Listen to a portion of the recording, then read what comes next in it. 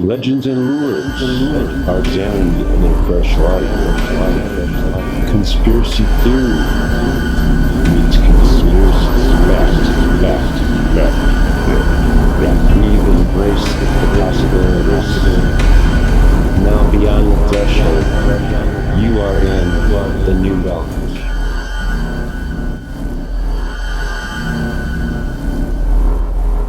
Due to the graphic nature of this program, listener discretion is advised.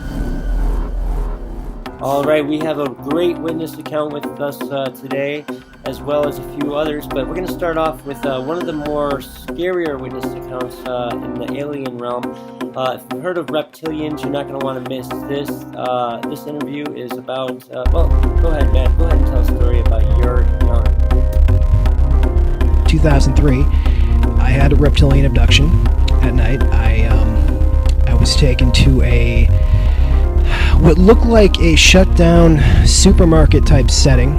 It was sort of it was this interior of the shut-down type of supermarket, and I was forced to fight a reptilian. I mean, essentially, I was brought up to these two reptilians who were they were close to 7 feet tall. I mean, not that much taller than a human, but kind of heavy set, humanoid.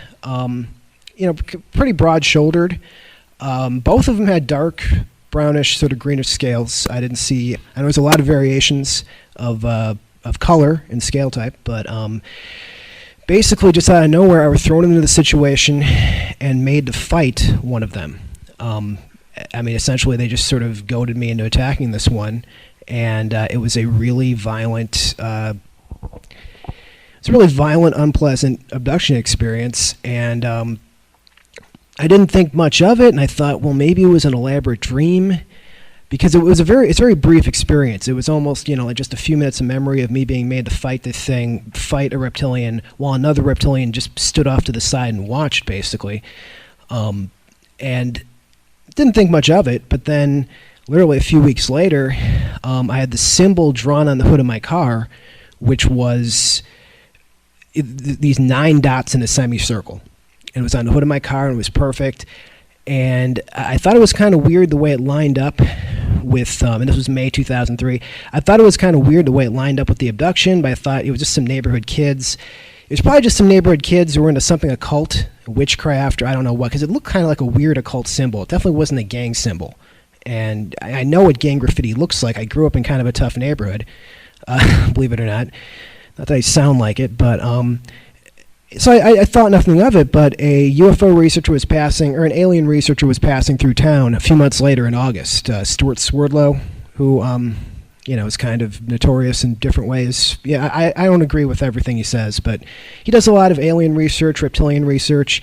So I was still interested in this reptilian abduction. So I went and I talked to him, and I brought up the symbol, described it very vividly, and, it was a weird situation because, I see like the blood just like flow out of his face. He's like, that's the symbol for the Draco constellation. That's like their, one of their logos they used to represent it. And, I'm like, that just floored me because I thought, oh, these some neighborhood kids. It was graffiti.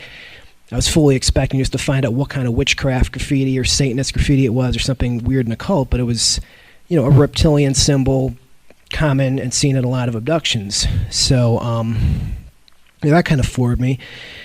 But after that, I didn't really have any experiences for a few years. Have you ever had any prior experience, any other type of any other sightings, anything prior to this, leading up to this? Well, no, the 2003 thing was kind of big, kind of traumatic, because after that symbol, and finding out what it was and how it connected to my abduction, I was a little paranoid, a little afraid, what the implications were because of the reputation reptilians have, and plus, the abduction was so violent, that initiation type abduction. But I did some research. I did find out that the initiation type of encounters were kind of common with men and women with reptilian abductees, with a number of them, which is something I've found out from a few different researchers, which, but at the time, yeah, but between it, no. To the simple answer, no. No. Okay. And again, I'm just want to get some clarity. Not all reptilians are bad. It's the ones on the other side of the bad side of the solar system, or the galaxy, that are the troublemakers, from what I hear. Well, their culture is, their culture is a bit pre-Renaissance. I mean, it's very.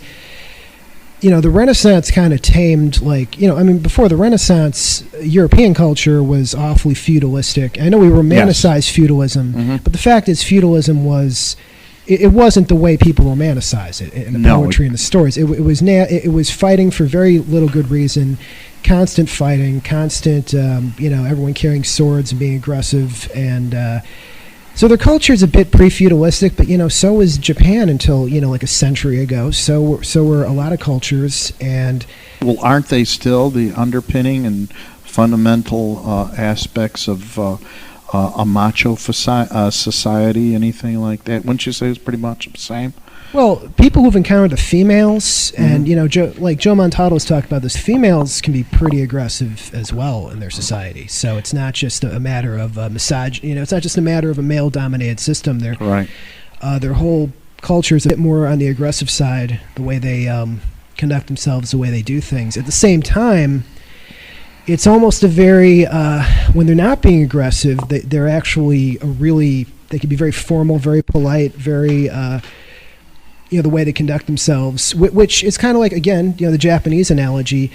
One of the reasons their culture is so professional, so clean, if everything, is because it's a warrior culture. And a lot of warrior culture throughout history, the way we use the term Spartan to describe something clean and simple, a lot of warrior cultures, when they're not fighting, were very artistic, very formal in other ways, because that's sort of part of their reputation, and that's part of the feudalism thing. Is that when you're not fighting, you have to show what a gentleman you are, and how wealthy you are, and how formal and intelligent you are.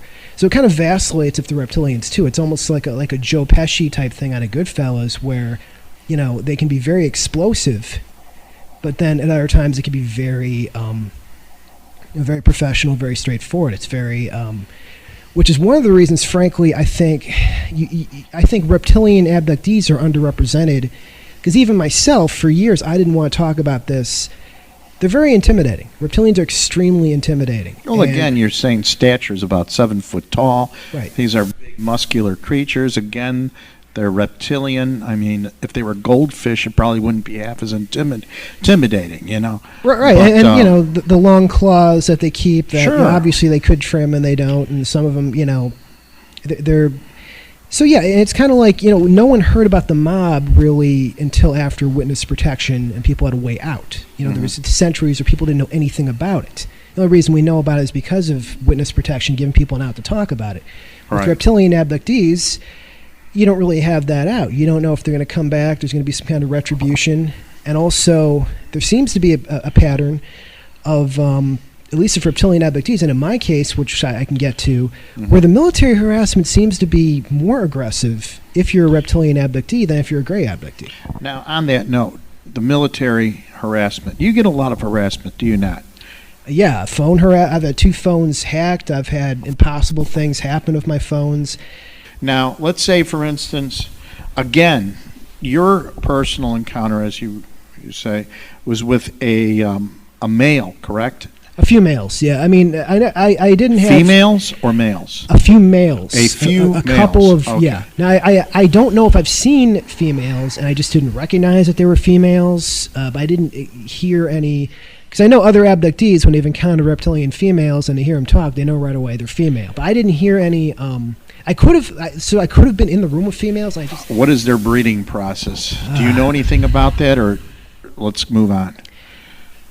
As far as, because I've never seen it with my own eyes, I can't. I mean, okay, you've never seen a small child one? I've never seen a lot of people have. I've never seen the children, the younger ones. Okay. I know other reptilian abductees say, though, the reptilians, more so in the grays, will bring their kids with them to work, so to speak. They'll bring them with them during abductions. They'll drag them around to learn things like on the job, the way they educate them.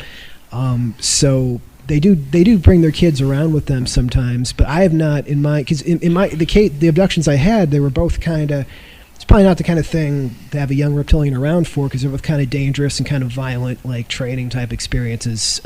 More for them than for me. But Right. So Now, getting back to the mall, sorry to go off on so many different tangents, but going back to the mall, you were already a police officer, just going over this information. I was in the academy at the time. You were at the Abbey? In the police academy at the academy. time. I was in the Abbey. I didn't think you were a nun, but okay. This was prior to Katrina, so we're getting a timeline. Again, when was this? This was July, a few months before Katrina. Before Katrina. Right. And now, take it from there. Okay. Basically, the mall abduction that occurred, and I will go back and get the exact date on that. Oh, that's fine. I don't remember for the now. exact, but it was about 60 days before, give or take. And basically, what happened was I was taken while I was asleep. And I'll tell you why I know for a fact I was abducted the next day, because I woke up with an implant. But basically, I was taken to this mall in the dark, a really dark. I was first thing I remember, I'm standing around with a bunch of people, and I'm actually wearing like BDUs, like nondescript BDUs. But most of these other people were humans, civilians. There's a few other people dressed like me, and then there was even a couple, with these sort of state trooper kind of hats. But that's kind of confusing, because we had local security that would also wear those hats, and we had Jefferson Parish who also sometimes wear those little brimmed hats. So, it could have been any of those three. So, and we're in the dark, and we're standing around one of those central areas in a mall, like more towards where everything Again, comes this together. mall, the name of the mall is? I think it was the local mall in Gretna, the famous one that burned down over 60 Minutes and everything. It looked like that. And there's other abductees who even described a specific flower cart in that mall. Some of these other police and military abductees. Right. That, and I remember being in that central area, which did line up with sort of where that flower cart was. But anyways, to get back to, we're standing around, crowd of civilians. This is my first memory, and I've got these BDUs on. Don't remember how I got there. And essentially what happens is, there's this loud noise from the end of the hall, further down the mall. And the mall was really dark. It was dark enough, the lighting was just low enough to not trip over something, basically. It was very, very dim lighting. Do you think that was there any reasoning that you came out of for that? Was it a matter of intimidation, fear? Was it a matter of that they themselves, being the reptilians, maybe they're more accustomed to a dim or a less light? Do you think that's possible? Well, I think they or do you have any idea? I think they were using an actual mall after dark. Now, Joe Montalto disagrees. I do have to sort of concede to him. He's got more experience, and he's had more of these reptilian abductees, police and military, who were taken to this mall type setting. Getting to the core of this mall experience, we're standing there with this crowd of people. And suddenly there's a loud noise at the end of the hallway, and essentially it was a loud bang. It was almost like a flash bang going off. They could have been throwing down a flash bang, but basically at one of these skylights, and there was a lot of skylights in this mall, even though it was dark, and they were dark too. These reptilians start dropping out, jumping down from the skylight with like no rope, which was kind of impressive. I don't know if they threw down a pad, or it was so dark there could have been a pad they were landing on. That would impress me. But they're jumping down without a rope and running towards us, and everyone sort of turns around and starts trying to run, but there was like no room to run to, and it was sort of counterintuitive, and ran a short distance. And the reptilians essentially caught up with us really fast, because they sprinted. As other people have noted, they can sprint like 20 miles per hour. With no problem. And suddenly there was a whole bunch of reptilians standing there, and they went through a procedure of frisking people, and at one point they even had me up on stage, like using me as a demonstration, model how they were going to frisk everybody. And it was there's other details out of that are more in depth with how they frisk people. It was a very weird frisking technique. It wasn't like I've done research since then on frisking techniques, trying to find exactly which one they were using. It's not like anyone I've ever seen, because it was like a freestanding frisk. They didn't throw anyone against a wall. It was very rapid, like 5 or 6 seconds per person. And they like hit they hit your pockets. It's like you do a real quick frisk and just sort of shove you off after they're done, like in the direction they want you to go. So, and it was basically, the impression I got was that they were frisking everyone for weapons or stolen items and then just shoving them towards the door. It wasn't. Do you feel it was a frisking, or was it just purely a matter of contact in specific areas? No, they seem to be doing a really fast frisk on people, like a really abbreviated, almost like a martial arts type, like frisking someone as fast as you can. Because like in police, you don't frisk someone in 5 seconds. You take it slower than that. But they were frisking really fast, and their frisking technique wasn't like a police one. It wasn't like I said, I've done research. I've been trying to find, because there's even the way they grab one arm. They'll like grab your left arm, and then they'll use their other free arm to just hit your pocket, hit your upper pockets, hit your lower pockets, and then shove you off. And, so grabbing the arm, what is it, to isolate motion or to? No, it's similar to like the kind of police, like a keto frisking techniques. Or the way police always frisk people for weapons if they're going to handcuff someone, so you don't take suspect doesn't take a gun out in the back seat and shoot somebody. So they were frisking people and basically. Shoving them off. But there was another aspect which was very interesting, is that some of them had these type weapons that were like really thin backpacks, not like a flamethrower. It was like a laptop strapped to their back, and then it came over the front like a cross like pattern, like an X. And it didn't look that it didn't look like that significant, except they had a small gun type device attached to them. The ones, and when they were initially chasing people, they were firing these things over people's heads, and at one point they even shot. I remember them shooting a lamppost specifically. There was lampposts in this mall, and the thing just exploded like a plasma torch. And you could look up on YouTube if anyone wants to what a plasma torch is. It's actually a cutting tool that uses actual plasma they use in metalworking now. And because the sparks that flew out, it wasn't like Star Wars or something. It was just like a few sparks. It was like a shower of sparks. It was like, imagine thousands of sparks flying out. Wow. And they almost used it like a crowd control device to shoot over people's heads. And you hit like a lamppost, you hit a garbage can, and suddenly it's like whatever it hits turns into like a stun grenade. It blows up right there, but not enough to kill or injure you, but enough to pelt you with sparks and pelt you with shrapnel. So whatever this backpack weapon was, even though it's as thin as a laptop, extremely powerful, like ridiculously powerful. And I remember specifically them shooting it again after the frisk. And this is what's weird: after they frisked everyone and shoved everyone off, I remember, just a brief moment of them firing, like doing another weapons test on one of these things and shooting another lamp.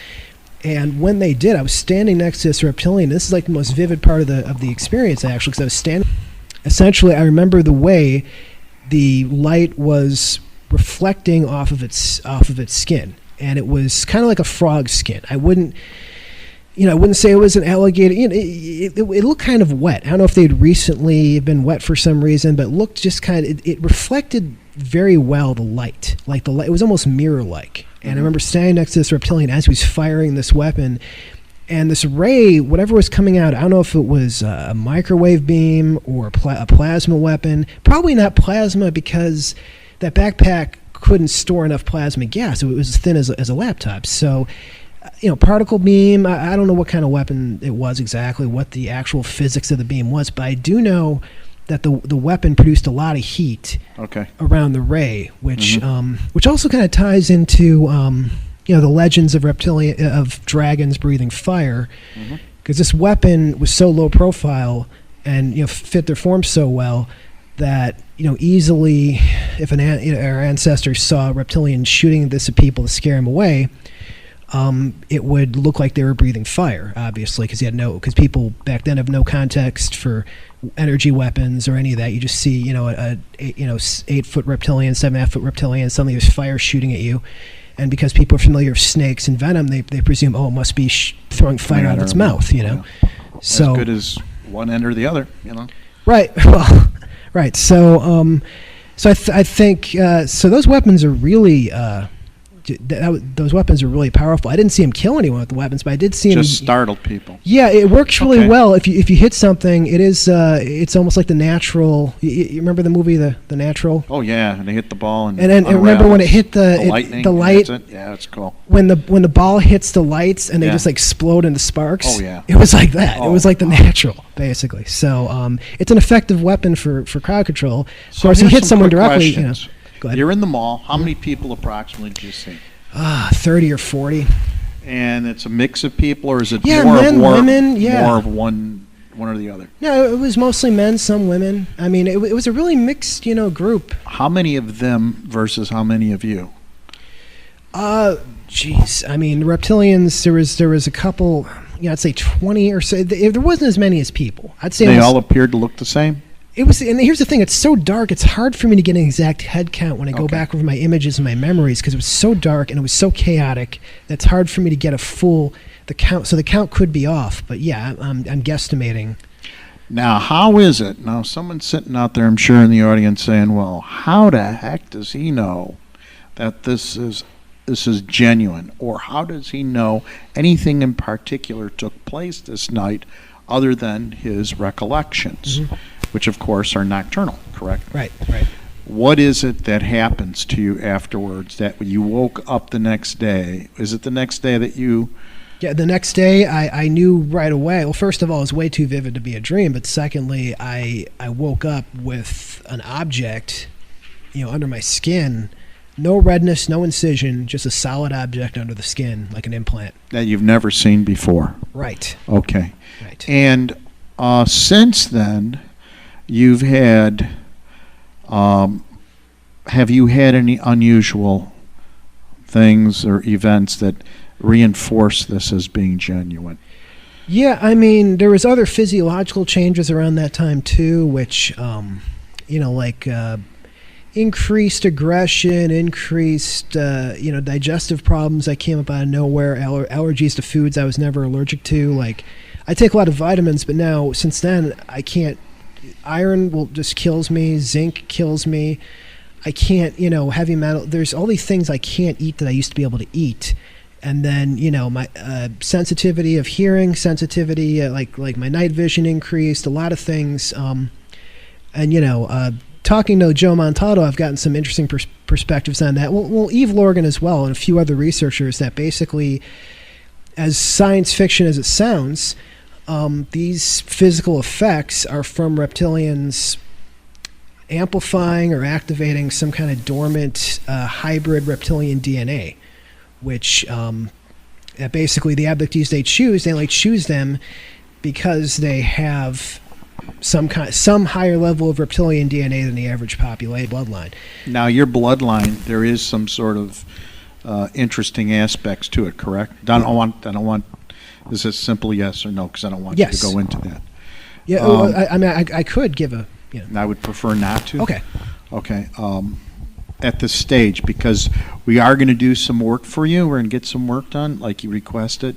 Okay. Okay, and that has to do in looking at the implant and some other aspects, some other things that you've agreed to have done. We have Marlon Huff, one of Sam's good friends, right, Sam? You betcha. He's been one of my buddies for a long time now. It's 2004 is when I met you.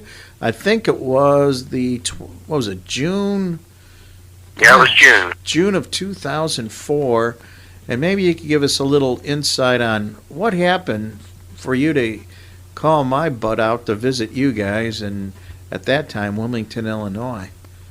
Oh, okay. Well, my children were outside playing in the neighborhood, and one of them came back in the house and said, "Hey, we just saw something up in the sky."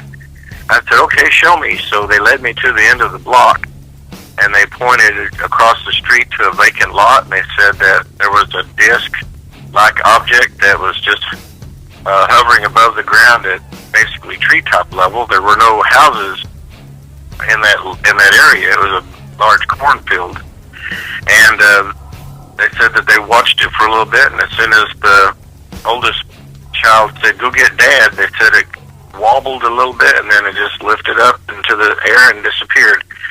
And they described it as metallic-looking, dark, and they said instead of reflecting sunlight, it seemed to be absorbing sunlight. And so I just thought, this is too incredible to not report it. So I discovered there was an organization called MUFON, and that's how I called you, Sam. That was great because we came out there, got to know you, and the children gave an excellent report. Your son actually took a quarter, and he says it was, the motion of it was like this, and he held it at end, and he hit it with his finger, and it was spinning, and he was watching it spin and wobble. And he says that was the motion that we saw. And we got to be friends, and sooner or later you even told us about another sighting by one of your other sons, and maybe you could touch on that a little bit. Right, that was right around, it may have been the exact same evening as the big sighting they had down in Illinois, just was it east of St. Louis in 3 different counties. But yeah, I came home and my son was just wild-eyed, and he actually had his camping machete in his hand, and I said, hey, let me have that, and what's going on? And he told me that he was in his north bedroom, and he could tell that there were lights outside, and he thought he was going to see a police car or a fire truck, so he looked out, couldn't see anything out, past the backyard or on the next street. And then, by the way it was reflecting, he realized it was up in front of the house. So he goes out the front door and looks out on the street, and there's nothing. And when he looks up, at treetop level, there were 3 triangles silently drifting from east to west at treetop level. And it just really shook him up. And when he told me this, I'm like, oh boy, my son's got problems. Because I just didn't know that this stuff was really going on. So I was really relieved. I think it was the very next day when I heard on the radio that there were sightings in 3 separate counties by 3 separate county deputies. And I was like, well, good. I'm so glad to hear that. Do you think they were drawn to your son? Do what? Do you think that the UFOs were drawn to your children or your son, or just well, a coincidence? I have to wonder what's going on because there's 3 different children in my family that have seen a UFO, and it was on 2 separate occasions. Interesting. Yeah, here you have the one not far away, and the other one directly, you say, over the house or nearly over the house. It was just across the street in front of the house. Amazing. And another strange thing about that sighting is that my son had a girlfriend at the time, and she saw the UFOs on the other side of town. They went across the road in front of her car. I don't know how high they were, but she saw them as she was driving her car. And so it seems like in the whole town, only my son, who was at home, and his girlfriend on the other side of town saw this UFO sighting. Did he give any indication as far as how big these things were? He thought they were just around 25 feet long. Wow. And there were 3 of them. Right, and they were giving off this light. I guess it was like a red, and I'm not sure if there was another color or not, but there was a light flashing that led him to think he was going to see an ambulance or a fire truck or something outside. It almost seems like they're drawn to children a lot, I've noticed, because when I was a kid, that's when I saw a lot of strange things, and then as I got older, it became more apparent that, I didn't see very much as I got older, but when I was a kid, I remember seeing things like UFOs and stuff like that, even ghosts. Oh.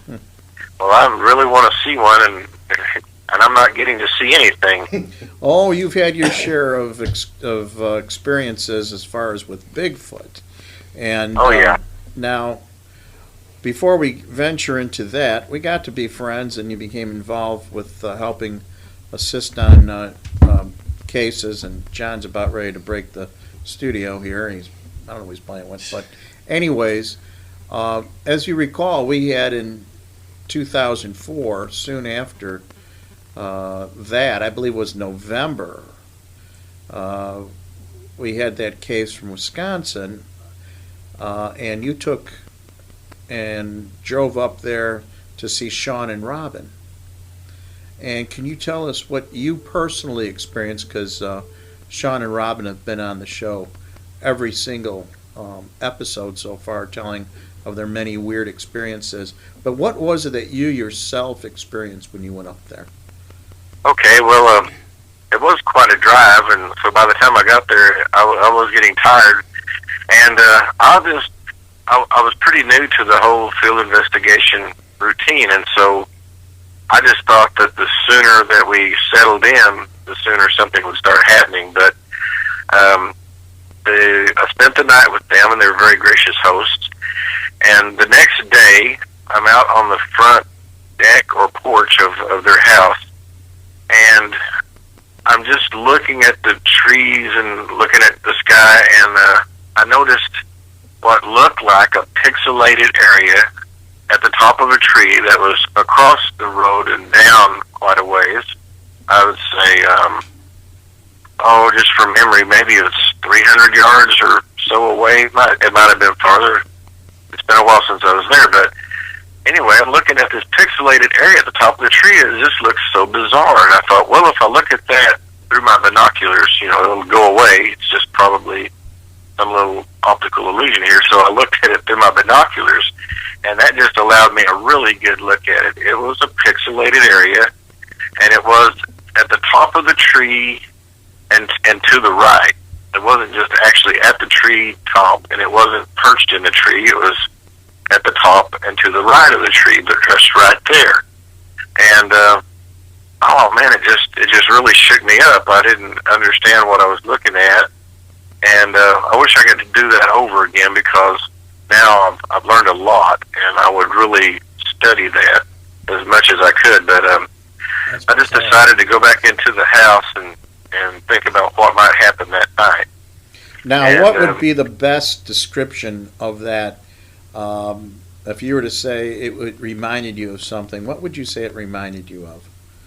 Well, people are going to say, "Oh, well, yeah, you just think of that," but it reminded me of the movie Predator when it pixelates, when the alien pixelates itself out for the camouflage mode. That's what it creepy.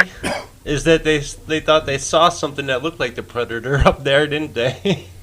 That's odd. You don't see pixelation in real life. That's No. something on the computer. Now, when we had Sean and Robin come down from there, and they went to Rockford, and Dave Finkbeiner went and took him to the house, you met him. You were one of the people there with us, and we actually reviewed the footage and seen exactly what you had seen, because he has it on tape. Right, and it was slowly moving through the trees, moving between the trees, just above the ground, and so. So it actually had when motion I, too. My own eyes, it was just incredible to realize that there's something real about all of that. This place is just bizarre. Yeah, they got some weird stuff going up on there. I already told Sean, then springtime I'm going up there myself too. I'm going to do some investigating. Well, what's interesting is we all went to a place not far from my house. It's a hill, and we did some observation. I wanted to see if he was able to pinpoint and know the difference between aircraft and whatever up there, and just make an observation also, because he swore that these UFOs were following him all the way to his uncle's house, as you recall, Farland, right? Right. So we went to the hill. We were up there.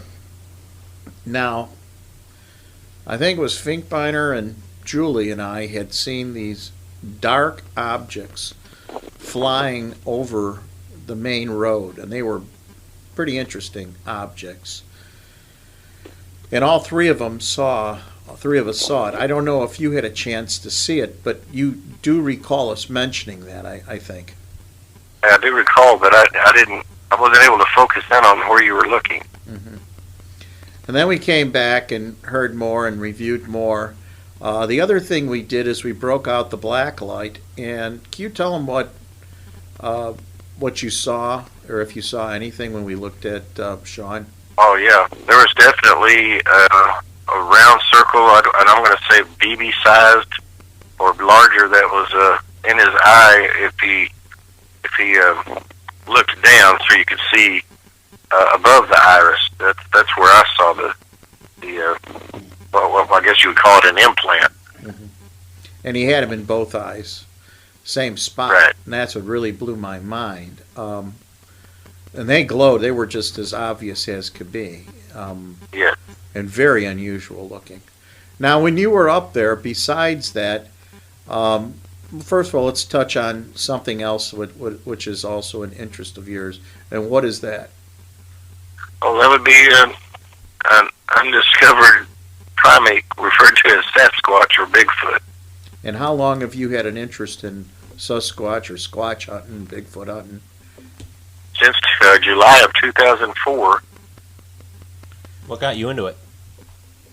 Oh, well, 2004 was a great year. I mean, the kids had their UFO sighting, and I got to meet Sam. That was in June. And the very next month, I was in Oklahoma, convalescing after some knee surgery I'd had. I was staying at a hunting cabin by myself, just to relax. And that evening at dark, something or some things came up to the cabin. And my whole experience with that was just bizarre and just literally scared the daylights out of me. But since that time, I've just become obsessed with the subject, and I've lost my fear. But what happened was I could hear some footsteps coming up toward the cabin. The cabin is isolated, and I had all the lights out. It's totally dark, and I could hear what is now described by other people that have these encounters as samurai chatter. It sounded like two samurais mumbling to each other, and there's deep voices. And then there was a loud tree knock that's a wood-on-wood sound, and it just sounded like a tree had hit a tree 2 times. And at that point, I decided to get in the cabin, and I shut the door. I still left all the lights off, and I sat in a corner chair, and I could just hear them mumbling and milling around outside. And every time I would shift my weight inside the cabin in this recliner, they could hear me, and I could hear them. They would move around as if they were going to anticipate me coming out the door, but that was the last thing I was planning on doing. And the next morning, I went outside. I couldn't find any footprints because it's just all hard ground and rock, but I did hear a limb snap, and when I looked up in the tree line, something big and dark is running toward me in the tree line that parallels the road to this cabin, and it stopped probably 150 yards from me at the most, and it just did a snort, and I would describe it as a gorilla snort. I know deer snort, but this wasn't a deer snort, and I just don't think a deer would run toward me like that. And I just realized at that moment that a Sasquatch was in the woods looking at me, and I couldn't see it. That's kind of creepy. Now, you've been out there quite a few times thereafter, but when you were up there in up by Sean and Robin up there in Wisconsin, did you not also have some interesting experience that you may account to something? Right, just for the fun of it, while I was on the deck at night, and it was just freezing cold. Sean had been doing some project there, and there was a couple little pieces of scrap lumber laying there, and I picked them up and I knocked them together to simulate a wood knock. And then when I did that, from the pine trees up on the hill from their house, I got a vocalization that's a Sasquatch vocalization that I've heard in Oklahoma. So I was just very pleased that there's Bigfoot there around their house too. Sean had told me that he hears wood knocking or logs knocking a lot there too. That's just a big paranormal area in general. I mean, everything unexplained. Well, we got Bigfoot, UFOs, Cryptids, UFOs. Yeah, it's nuts. All sorts of crazy stuff going on up there. Tim White Eagle was out there when he was helping us work on the case, and he says, no, I heard Bigfoot out there. They were making noises and howls. He says, no, definitely they're out there. That's what he was saying. Now, since that, I recall you taking some pictures that I enhanced and definitely had some remarkable images. Maybe you could tell us more about that. Okay, well, after I had my encounter there at the cabin in July, I tried to tell the landowner and his wife that I believe they have Bigfoot on their property, and they got a big chuckle out of that and told me that I needed to get my imagination back in check, and I left with my feelings hurt, to tell you the truth. But I'd only been back home a couple of weeks when the landowner's wife contacted me and said, well, we had something happen to us at the cabin. And while they were there, they were loading some feed corn off of the porch of the cabin into the truck. And there was a loud roar, screaming vocalization that came from the woods north of the cabin. And it made the hair stand up on this rancher's arms, the landowner's arms. And he's a bear hunter and an elk hunter and all this good stuff, so he had never heard this sound before. And then a softball-sized rock comes sailing over the cabin and lands with a thud in front of their pickup. So he decides it's time to leave, and when he gets in the truck won't start. Great. So he's having to mess around with the cables on that. Well, anyway, I asked if I could come back to the cabin, and they said, well, if you really want to, go ahead. So I put a game camera outside of the cabin, and it did capture the image of what looks to be a female adult Sasquatch, and in the lower right-hand corner of the photo is a juvenile Sasquatch's face looking right at the camera.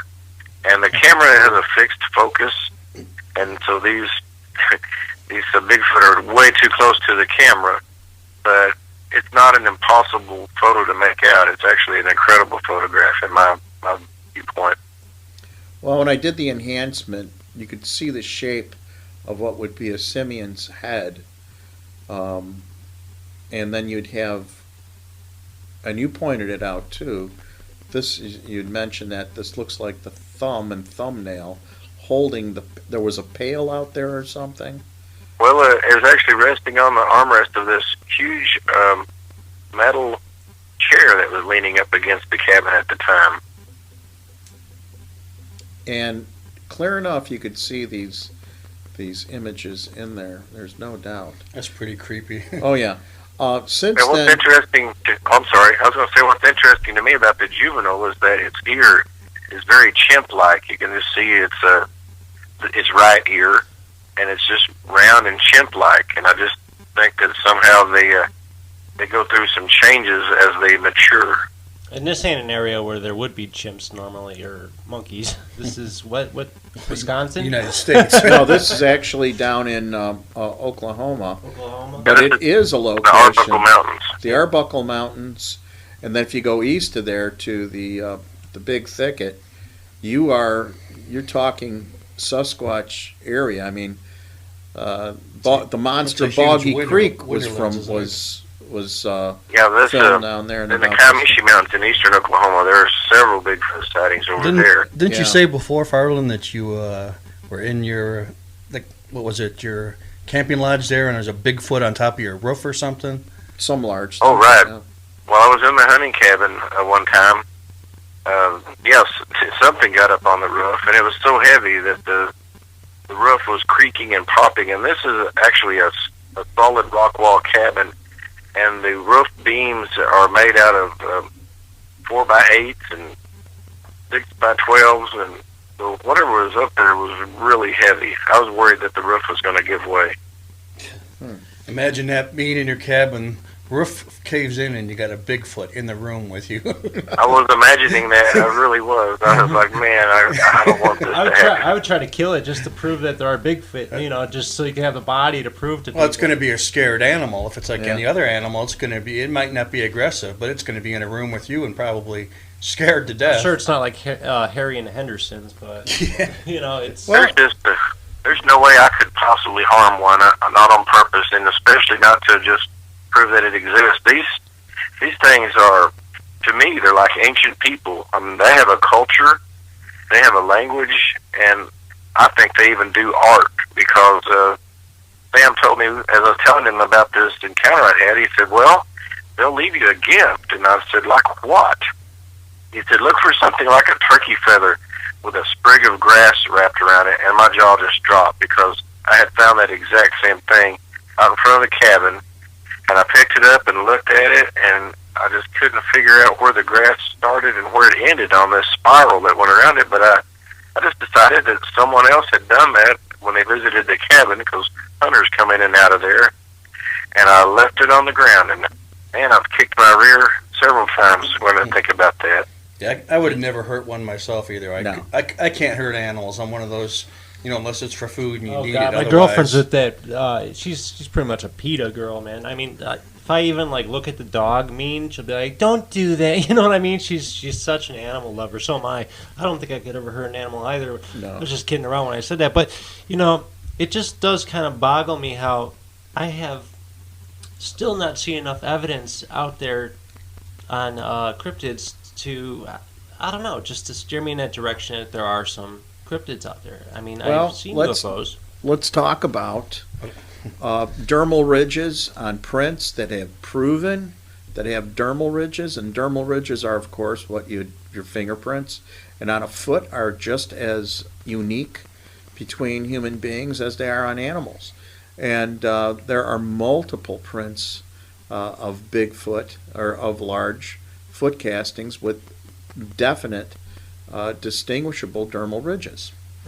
So that's one thing. Now, scat, on the other hand, have you ever seen scat that may be attributed to them or no?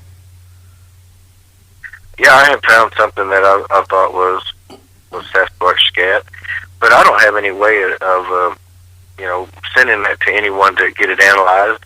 Right. But I like what you're talking about, the dermal ridges. Yeah, the flow patterns on the bottom of their feet flow in a different direction as the dermal ridges on our feet.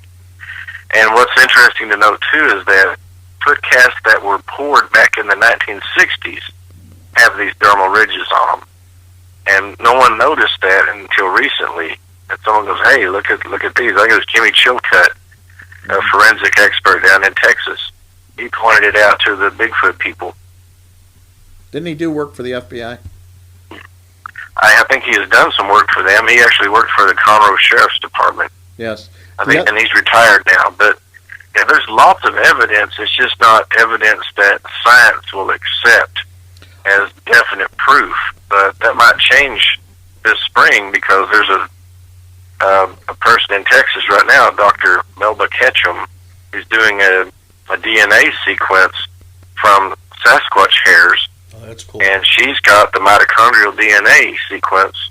So right now she's doing a peer-reviewed paper presentation, and she's making sure all of her ducks are in a row, so that when she comes forward with this to the media, they're not going to be able to tear it apart. They're going to look, and all of her constituents or her fellow scientists will have signed off on it, saying, "Yeah, she did it right." Well, Here's once the they get peer-reviewed that paper. type of scientific proof to DNA, those skeptics can't deny that. Well, when you have that much evidence, we don't need proof. We just need evidence to support the data, to support the theory, and the evidence is Right. solid. There is enough hair sampling to retrieve DNA, and so far all the DNA testing that has ever been done inconclusive, wasn't it? and studies have inconclusive. There's no matching animals. Right. There are none. So I'm Right. happy she's doing this and doing everything proper. Again, there is a concern, and I think this is where part of the scientific community has an issue. That, say, for instance, we do stumble across this and cite it as being some sort of hominid, then what then do we classify it? Is it more simian? Is it more human? And does it have rights? And which rights are those, of an animal, or do they have rights of a human? Well, even animals have rights, is how I believe too. Though. Absolutely, but I mean, it's there. It's going to be different. Now, we've recently discovered, I don't know if you've heard about this, but there's been a discovery of a tooth and I guess some other bones in Russia of a new species of man, and it's not say, for instance, Is that the one that was way older than history had mankind? yeah, it's not Cro-Magnon. I saw that. it's 300,000 years old and it's a new species altogether. And it was actually humanoid man. I mean, one of Yeah, the more, it's man. not a monkey, an actual. No, yeah, not a I saw simian. that too. It kind of makes you wonder about a lot of our history, what's real and what's not. Well, the thing is, we only know a minuscule amount of information. The other thing is we weren't there to document it. And even if you are there, I mean, look at today. When we were talking to our past guest, which was Richard Dolan, mentioning the fact that 1/2 of all of our documents are considered secret because of national security concerns. Well, if you take that into consideration, then half of our history is missing. Therefore, how could you look at half of anything and get a full picture?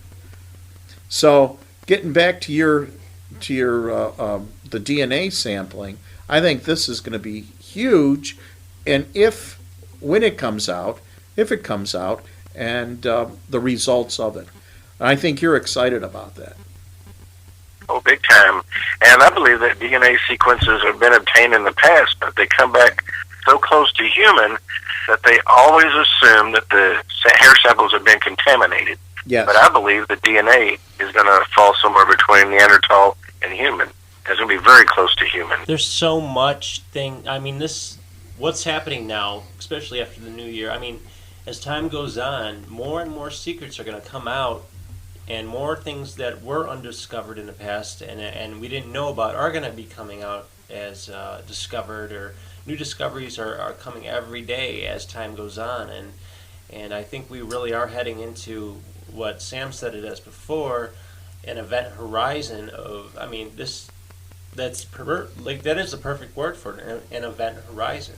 I mean, that's what we're at right now, I think, is a new era of information. Yeah. Right. I would love to know the truth on everything, and I feel like some people are afraid of the truth. They're afraid they'll lose control of certain things. Well, that's what it is. It's national security. Hey, Farland, what I was going to ask you before, when I was talking to you before that I'm not a hunter or anything, I was going to say, do you carry cameras with you or anything? Because I never go anywhere without a camera myself. Well, it seems like I have my best encounters when I have nothing at all, and everybody goes, well, yeah, sure you do. Well, yeah, that's how it is, too. I've taken tape recorders, I've taken cameras, and game finders, and when you do that, it just seems like they realize that you are looking through something, or you're holding something, or you're pointing something, and it seems like they just kind of stay back and watch you then. But when you have absolutely nothing in your hands, it just seems like you get to hear more movement around you, more tree knocks, more vocalizations. That's actually what I'm all Stan about Courtney just told having me. the encounters now. What you do is you get a small little pocket camera. That's what I do. And I actually turn the flash off. And I'll carry that thing with me usually anytime I go anywhere.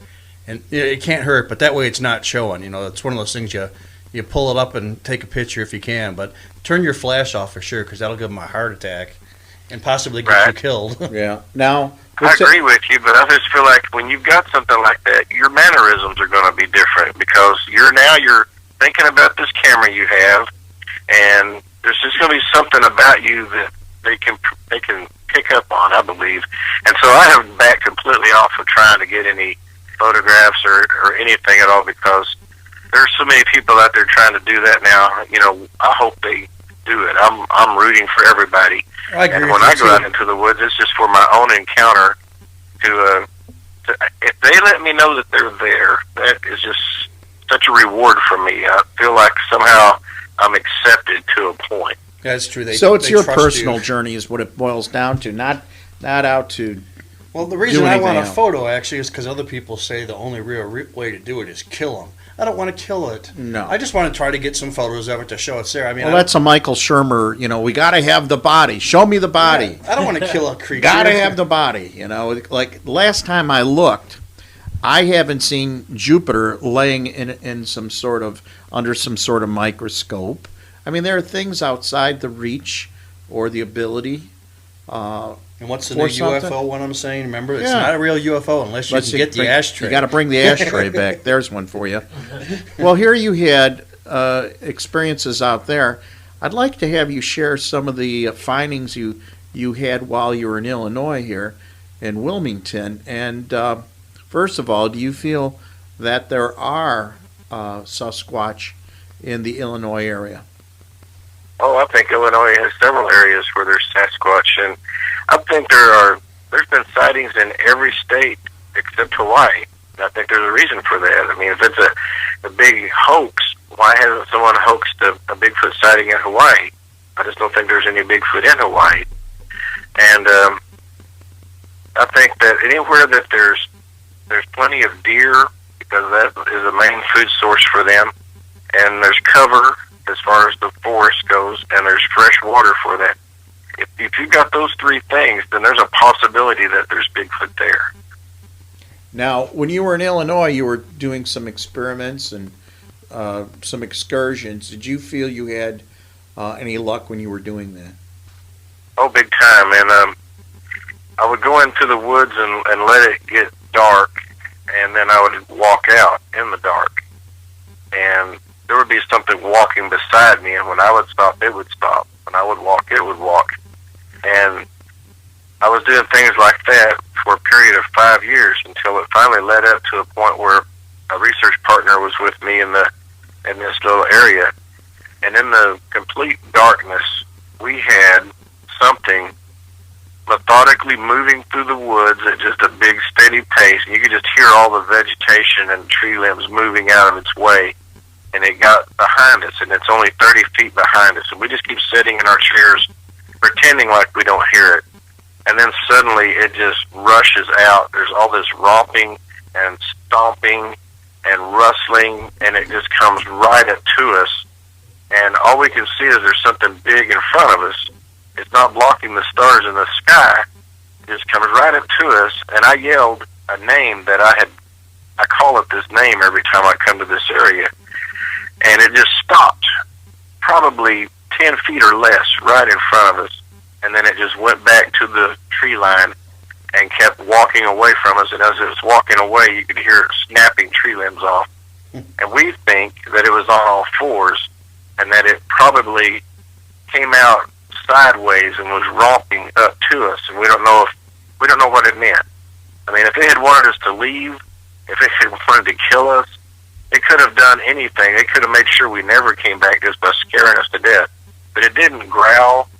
It didn't do anything to us other than it came right up to us like that. So, for all we know, that could have been a friendly, hey, here I am. We don't know what type of gesture that was. Aren't they known for false charges? Isn't that one of the things? Yeah, things? they do bluff charges, people have said, and so maybe that was a bluff charge, and we just didn't have enough sense to realize it. But, again, we couldn't see. A bluff charge for me would be a real charge because I'd be out of there. I'd load my drawers. There's always about it. Well, after it all happened, we probably stood there for about all of 1 minute, and we decided, well, maybe we need to pack up. We thought we stayed there 10 minutes, but I don't believe we did. We started folding our little chairs up. Do you know Stan Courtney? Do you know Stan Courtney, Farland? Yes. Yeah, I was actually in a forest preserve out our way out here with Stan because I had told him some stuff. And I met him out here, and he says there's really good signs of Bigfoot activity right out here, too. And he's even recorded a howl that he said was amazing. Right. Well, when you were down there in Oklahoma or up here, share some of the stories that you've heard from other people that you may have run into doing similar research. Right. Well, I try to see if I can talk to people about this subject, and most of the time you can't. You just get laughed at, and that's okay, because I laughed at someone one time, and so I think back on that before I knew that Bigfoot was real. But there was a lady there in the town I was living in that said, "Oh, hey, yeah, I've got a story I can share with you." And her mother, 10 years prior to 2004, about 10 years prior, she was traveling to the next town in the next county, and she had to drive right by this little research area that I was checking out. And she saw a Bigfoot cross the road right in front of her vehicle. And so from that moment on, she would never travel that road by herself. If she needed to go to that town, she would make sure that someone rode with her. And then after she shared this story about her mother with me, I talked to her again later on, and she and her son were riding their bicycles on a bicycle path. that's near this research area. I'm calling it a research area. It's just an area that I went to.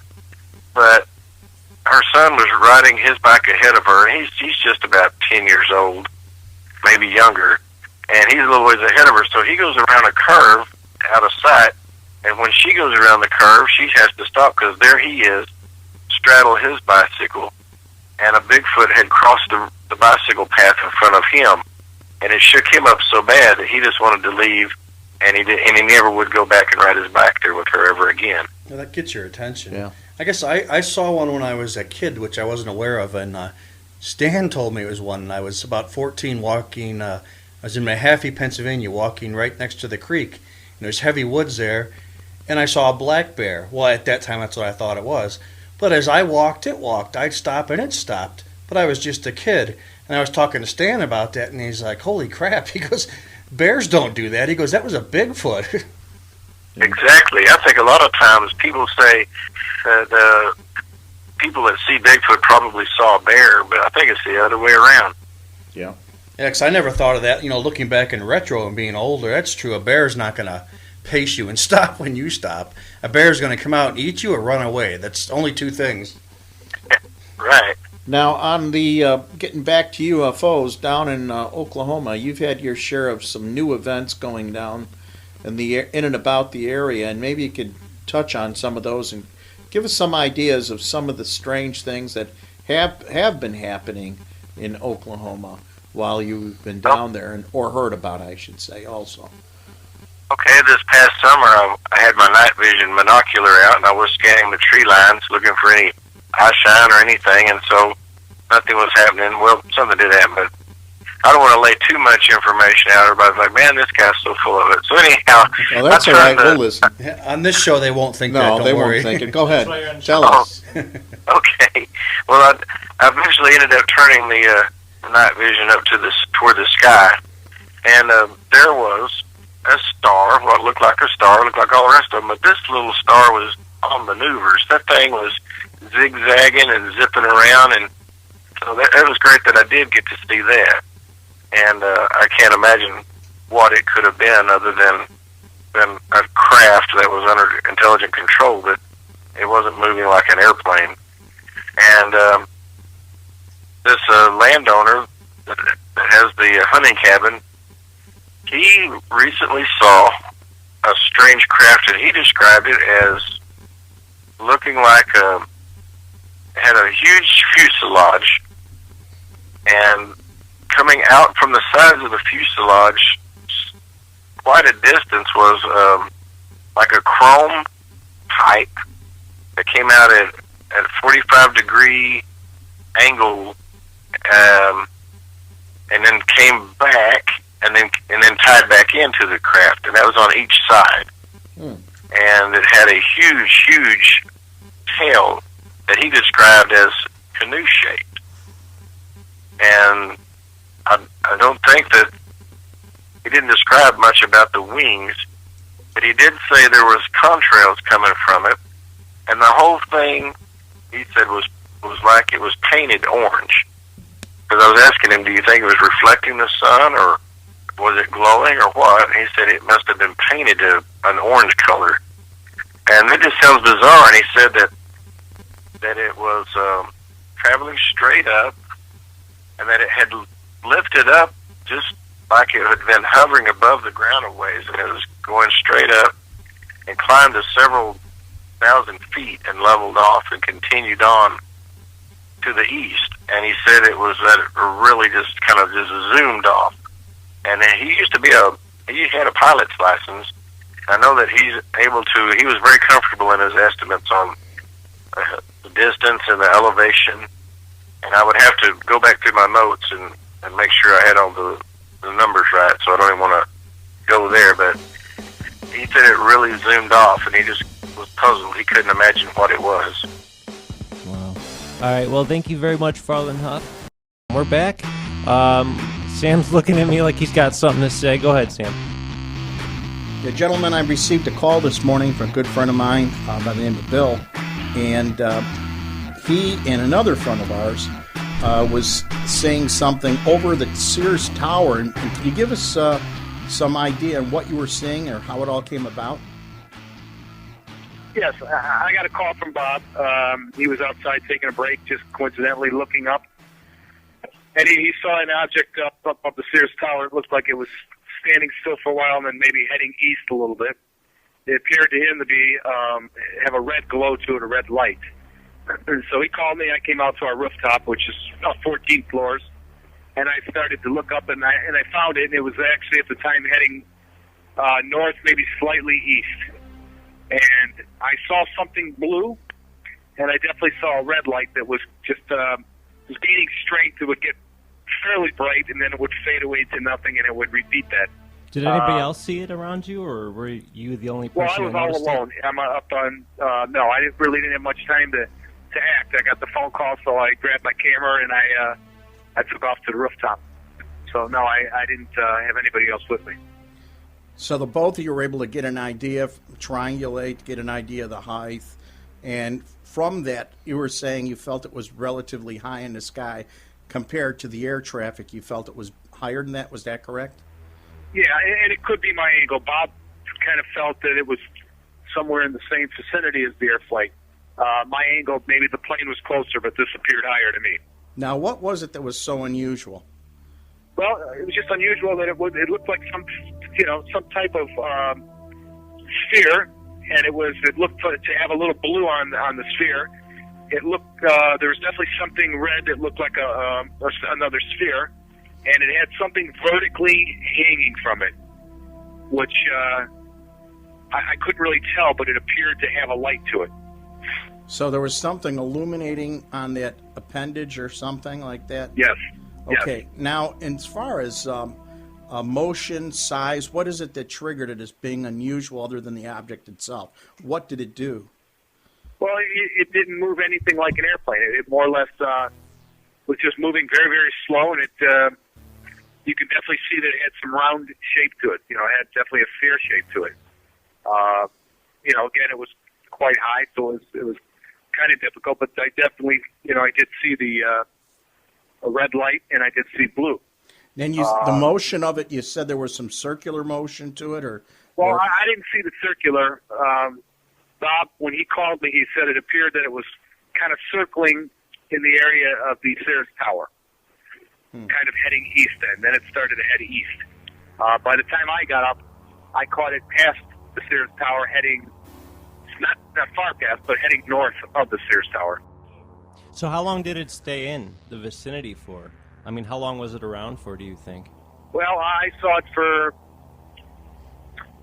maybe 4 minutes or so, somewhere right around there, before it left my view site, behind a building.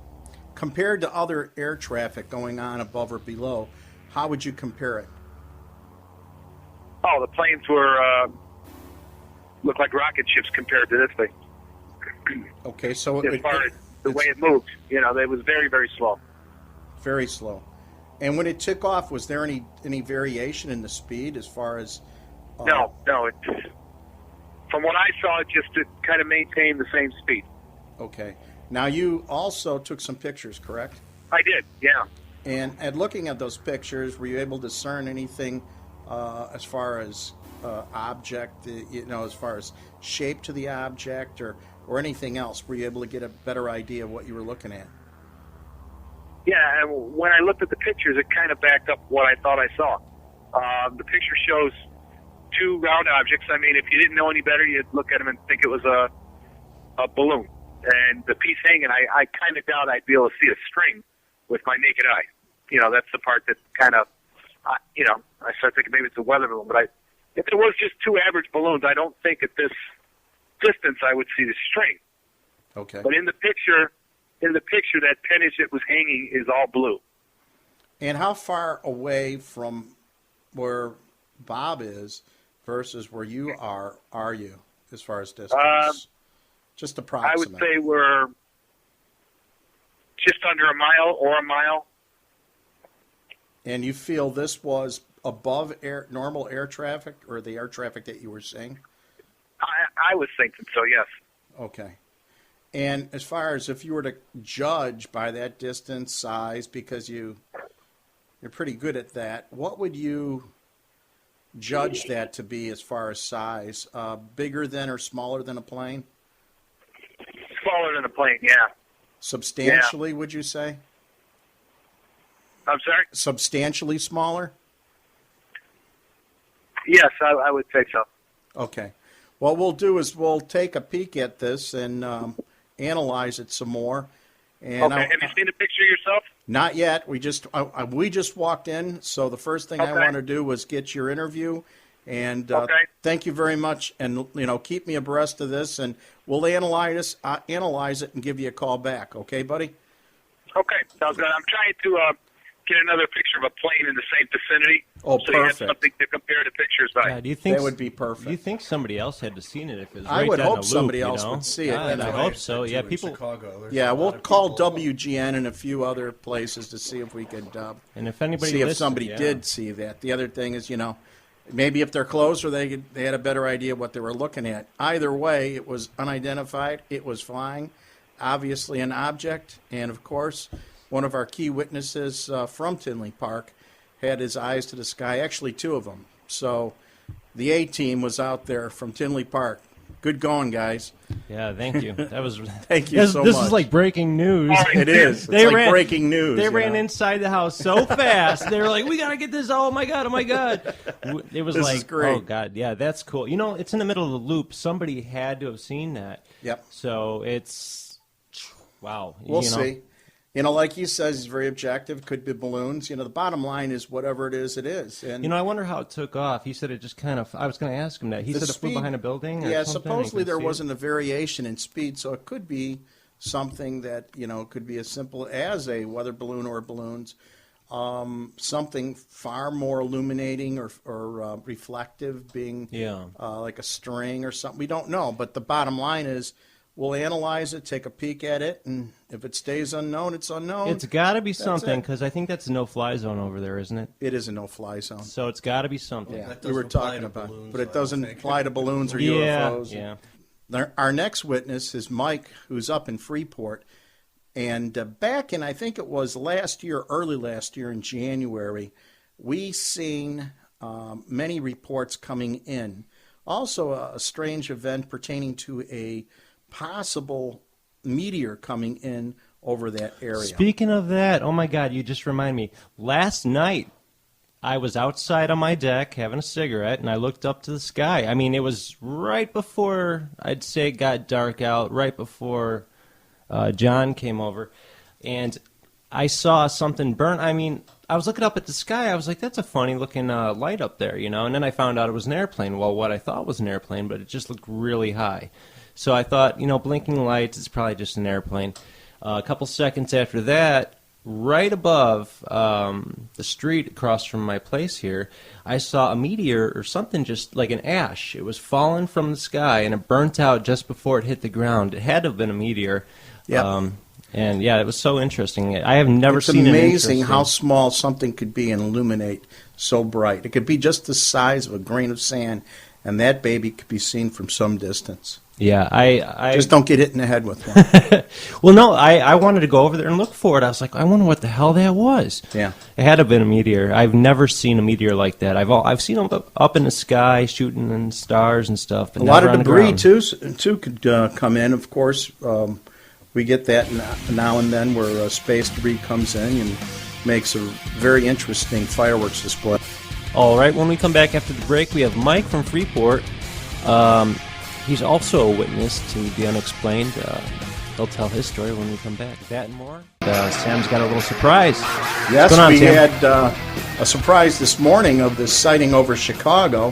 Whether it's anything in particular, we'll see when we analyze it. And of course, we're being objective, as our witness also is, or both of them are. And speaking of witnesses, do you know last year we had a sighting out in, or was it last year? Was it last year? Well, anyways, we'll know exactly when it was. But we had a sighting over Freeport, Illinois, which is near Rockford, which we had those mass sightings on 13 nights. And I think we have Mike on the line now. What does it look like? Do we have Mike here? Yeah, we got him. He's Okay. Mike, how you doing? Pretty good. How about you? Pretty good. Now, when was that sighting in Freeport? That was February 2009. Okay, so it was last year. And assuming my years are right and I didn't lose any. No, I have missing time now and then, but sometimes I do miss a year or two. But I think we're okay at this point.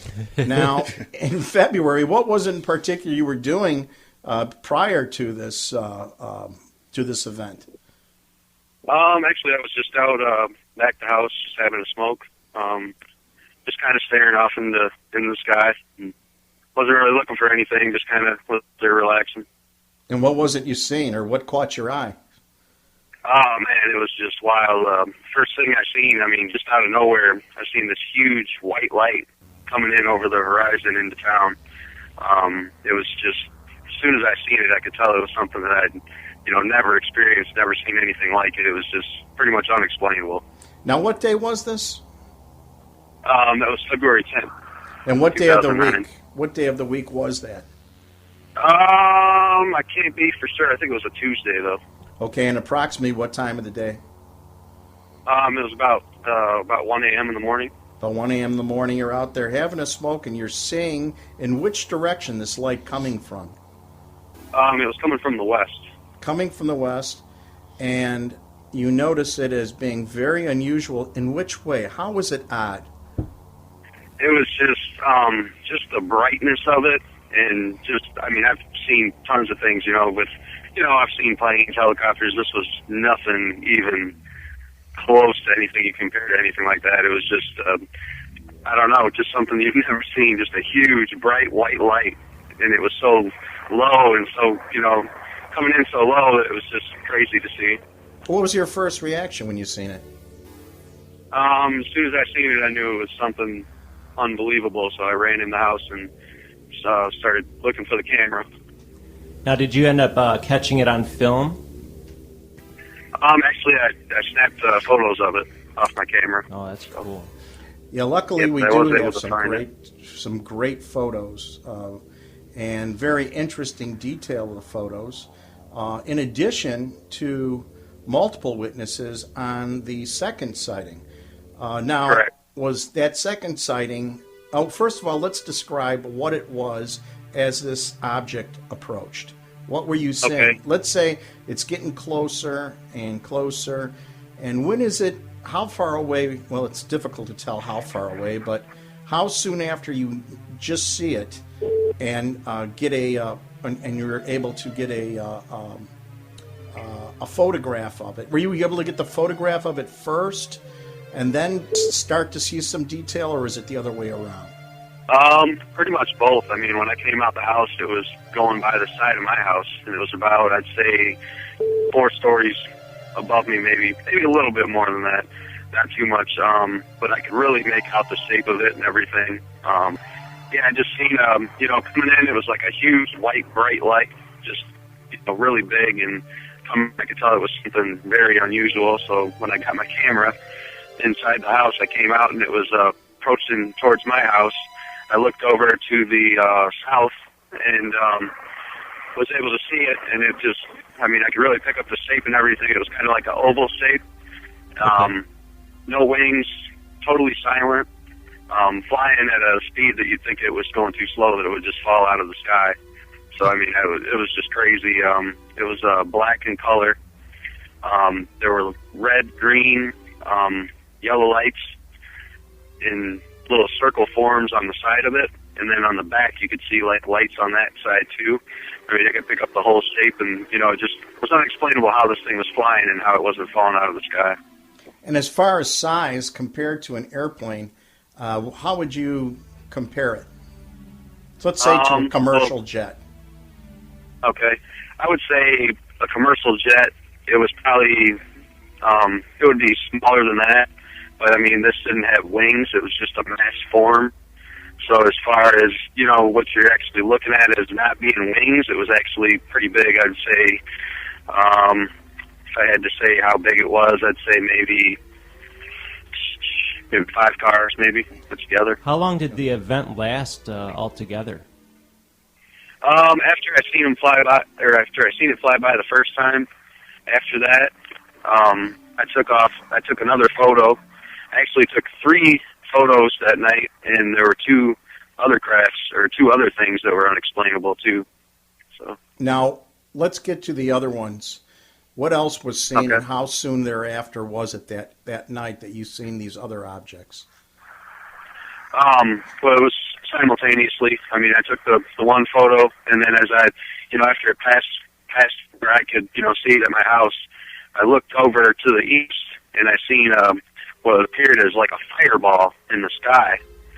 So I took a photo of that, and zooming in on that, that one really looks really wild. It was like a bean shape. The one was a lot smaller. It had like an oval circle on the top of it that looked like some kind of, almost like a propeller inside of a circle. But there were no wings on that either. It had little red dots all the way around it, and it was gold in color. And then the other one that I took was, I don't know if it just wasn't as close or not, but it was just a fireball, in the sky. So I guess there were three different, things I've seen that night. This all happened on the same day? Yep, all on the same night, probably within, I'd say all the photos were taken within probably like 15 minutes. Did you feel that you had any missing time, or did time get screwed up for you, or did you realize that you thought you were out there for 5 minutes and really you were out there for an hour or something? Yeah, I think I don't know, I just think that it might have seemed that way to me. It seemed like it was a shorter period of time as I took the photos. But then when I looked back, I was like, wow, I was actually taking these over 15, 20 minutes, but I think it was just the complexity of what I've seen, and just trying to take it all in and trying to make sense of it all. Yeah, you were kind of in shock, probably. Yeah. Now, Definitely, this was not the only time you had an experience. You became pretty astute to things in the sky after seeing that, and interested in and looking, and obviously after some point you just realized, wow, I may be able to see something else. So you're out there again. And how long was it after that you actually had another sighting of something? I want to say it was probably 2 or 3 weeks after that was the next time I had a sighting. And that was with some other people, weren't you? With somebody else? I actually wasn't with somebody, but they seen them too. They seen the same thing. I called them because they live out in the country, and I knew it was going to be going by them probably, so they were aware of it and seen it in the sky as well. So you seen these objects first of all, and then you called your friend, whose name is Jason, correct? Or we call him correct. Jason. Now, yep. Again, how did this all take place? Well, I had seen something kind of coming in that was pretty much the same situation. It was silent, flying really low, slow, to where you think it would come out of the sky. Those things were doing all kinds of wild things, though. I followed them for a while, actually into the country, and they were stopping on a dime, and then they would go, at tremendous speeds, and they were just doing things that, aren't like what any type of airplane could do. Now, were really unusual things. Were you able to get a good view of them? Yeah, I was able to get a pretty good view, yep. Now, did you get any and pictures? I could definitely tell that those, we did get some photos of those as well, and wow. You know what? I don't think we did that initial night. I don't think we got those the initial night. We got some of what we thought was the same thing after that, though. Okay, because I was going to say I didn't get a copy of that. Did you get any license plates? Yeah, John wants to know if there was any license plates. He wanted to know. But any what? Any license plates? We're always trying to figure out where they come from, Like I always tell you. Venus. It's like we know these things exist, and every instance could be different. You get people that say that, no, these things just don't exist. Well, we know better. And where they come from, well, we can't really postulate because we don't know. I mean, we could come up with ideas. They could be from out of this world. They could be advanced engineering. They could be a combination of a lot of things. Who knows? Or other dimension, too. Yes.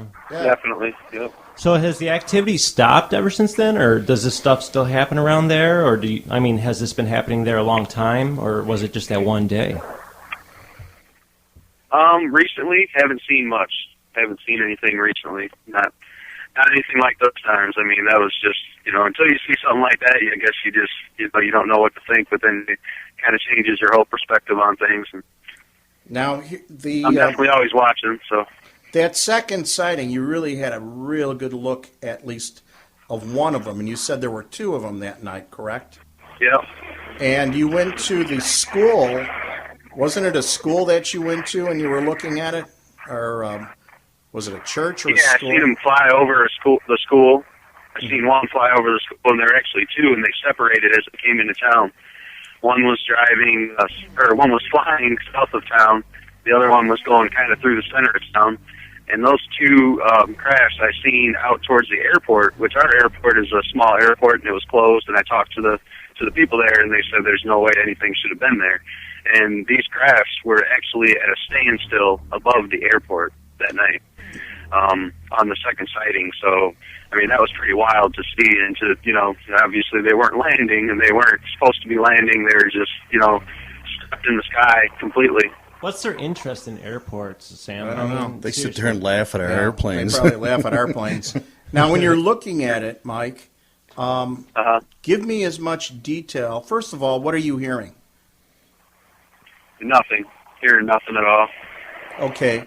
Now, when you're looking at it, give me a description, first of all, of any detail of shape or whatever. The biggest thing that stood out to me was just the fact that these things had no wings whatsoever. It was just, kind of like an oval shape. No type of wing off the back of it, no wings on the side. Really specific light forms, like in circles. On it. Other than that, I wasn't really able to pick up a lot of detail off the actual base of the craft, but I could pick up, see everything around it and see that there wasn't anything, that you would normally see on like an aircraft or anything. Now you're looking at the back view, the side view, and underneath. Can you give us? Let's take one perspective at a time.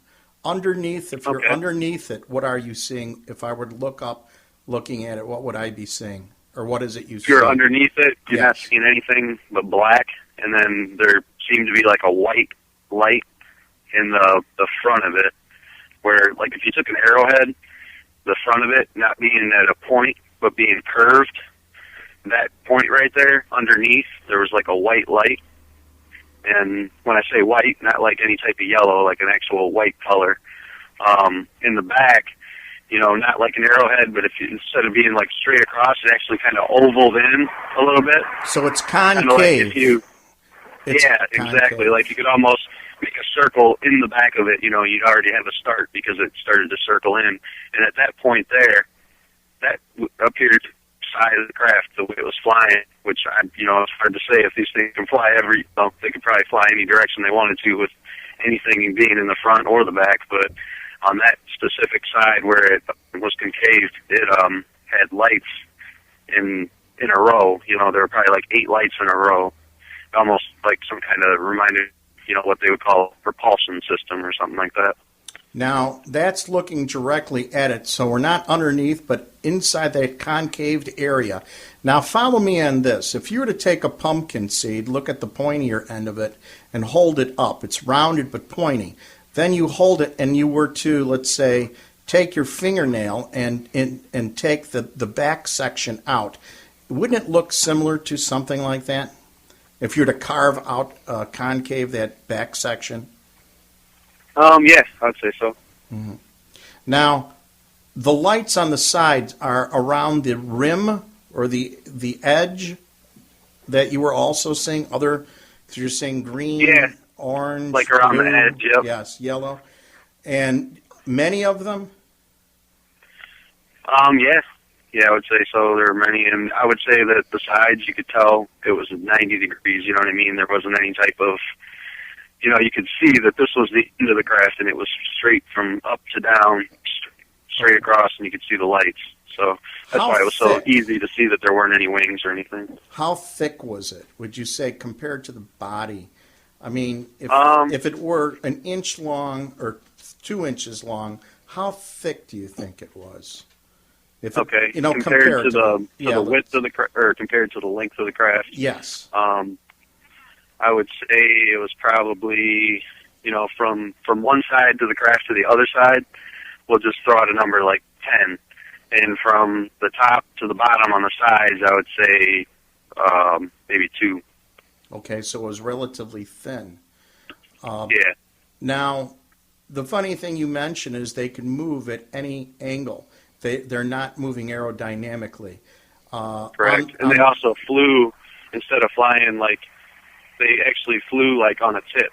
Like one side would be like the left side was Yes. down and the right side was up. So it was flying at an angle, but it was still flying straight.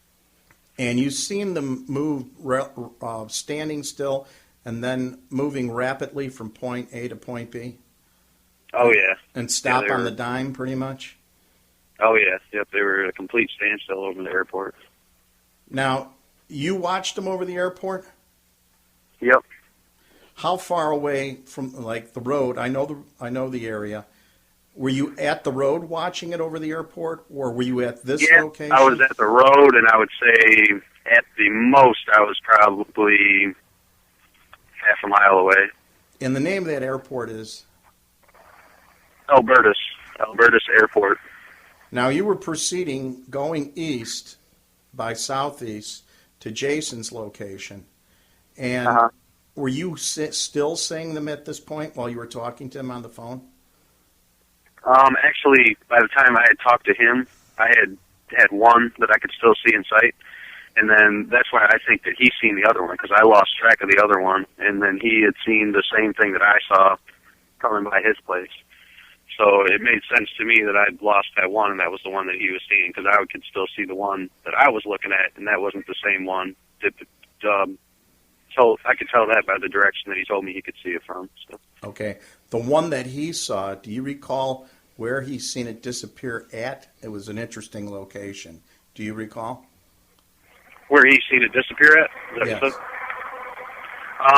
I think that it was flying from almost like a southeast direction, and it kind of disappeared over the horizon. Where was that near?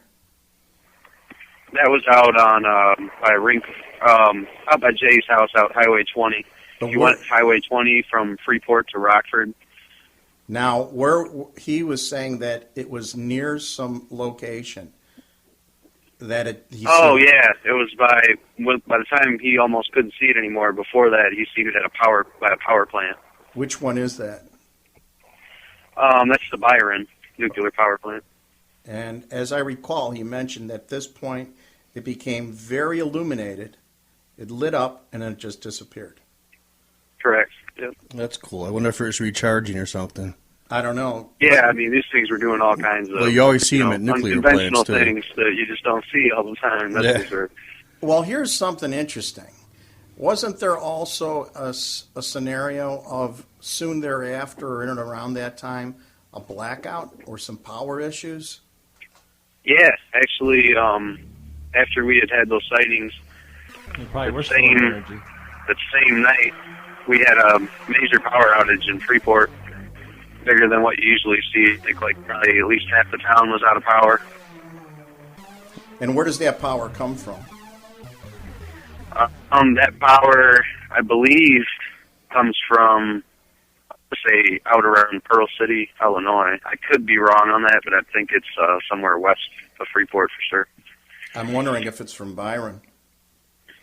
Could be too. That's kind of what I was thinking. But at the same time, I seen these crashs coming from the west, and I remember hearing the next day that there was an issue at a power source west of town, which was out here somewhere by Pearl City, I think. So Pearl City it is just what- kind of Yeah.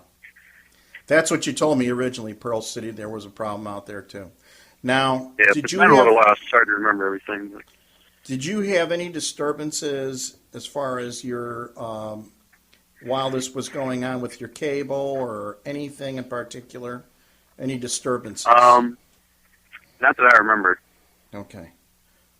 You had now. Beyond that, was there other sighting dates? Other sighting dates that I Yes. can remember. Yes. I can't remember the actual dates, but I know that a lot of it seemed to be happening right around like Monday or Tuesdays a week for some reason. I don't know if that's just a coincidence or what. But. No, you were mentioning that. And the other thing is when we cross-reference that to other reports that we were getting in, and each and every time you called with a report, we had other reports coming in. And really? Many of them substantiated, what you were saying, similar or at least moving in the same direction and things being reported. So again, yeah, Mike, I believe it. I'd be surprised if nobody else seen it. That's for sure. Oh yeah, Mike, you've done a great job paying attention to what's going out there in Freeport. And guys, you have some questions for him? No, I think he covered it pretty well. But that is kind of weird how all that happened in one day. And oh yeah, well he had numerous sightings. There were other events, and I think what we'll do is Mike and I will get together and probably recount some of these, see some of these other sightings. The other thing is, Mike will have you back on for a follow-up on the analysis. These gentlemen have never seen these pictures, so I'm going to show it to them, and then we'll have you back, and we'll go through them again. How's that? That'd be great. Great, sure. Mike. Thank you so much. Nice talking to you, Mike. Yeah, good interview. Hey, thanks. Good talking to you guys, too. Okay, take care. Coming up next, we have Frank Fershino, author of Shoot 'em Down. He's going to talk to us about his book. That and much more. And Sam's got Frank Fershino on the phone right now. Sam, what do you got going on? Well, here we are back again, and this is Frank Fershino, author of Shoot Them Down, The Flying Saucers Air Wars of 1952. Also, the Flatwoods Monster, which is a very unique take on something that was mistook many years back. What year was that? Was that 52 also, Frank? Yeah, that was also 52, Sam. That was right at the end of the summer. And what we basically have here, since we're going to talk about 52, we might as well start at the beginning, Sam. Let's do that. 1952 was called the Year of the Saucer. It was actually a banner year for flying saucers and UFOs. And back in that era, Sam, the Project Blue Book staff was in charge of investigating and evaluating all the UFO reports in the United States and different locations around the world and their properties. And 1952 alone had a total amount of reported sightings was 1,501.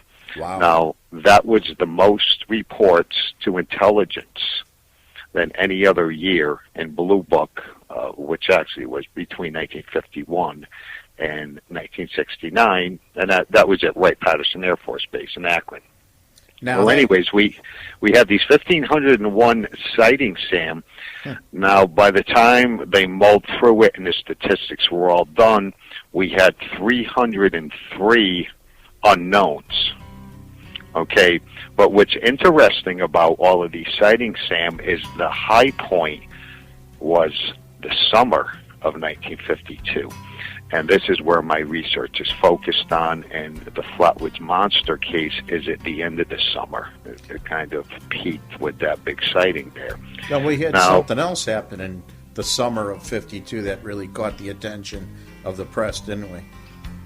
Say that again, Sam? We had another scenario that took place in July of 52 that really took some interest. That was towards the beginning of the summer. Well, let me give a recap of the statistics for that summer. Okay, during that 3-month period, Sam, between June and September, we had 1,134 reports. Out of the 1,501, 1,134 happened during the summer. Wow. That's a big chunk. Okay, out of those 1,134 reports, Sam, 111 were unknowns. And that's quite a bit, the comparison between all of these statistics. And Captain Edward Ruppelt, he was the chief of Project Blue Book in this period.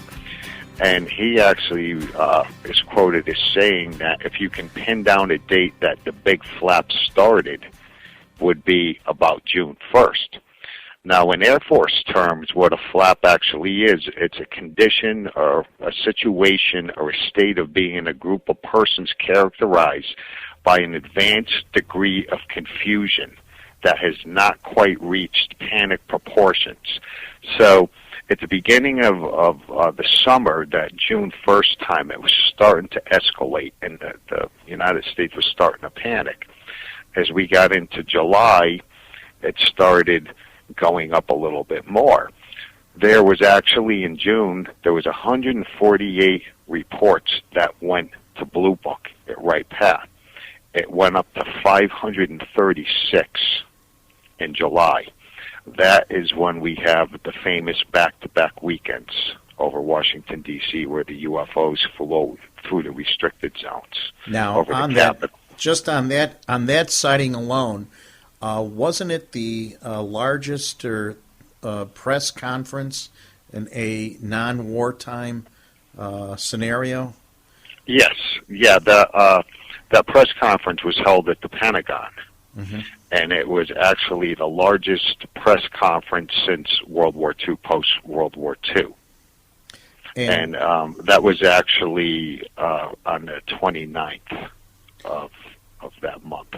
And this is a funny thing, you know, we hear time and time again, no one takes this serious, it was never taken serious, blah, blah, blah. It was taken dead serious during that period of time, and we had fighters that were sent up to intercept during that period of time. Maybe you could tell us a little bit about that.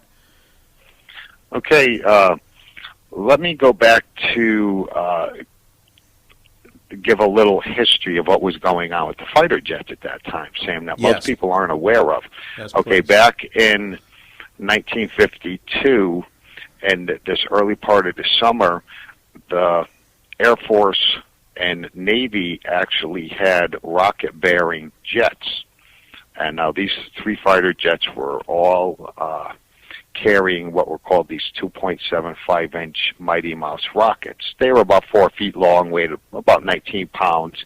Now these things had an effective range of about 3.5 miles, and they traveled about 2,500 feet per second.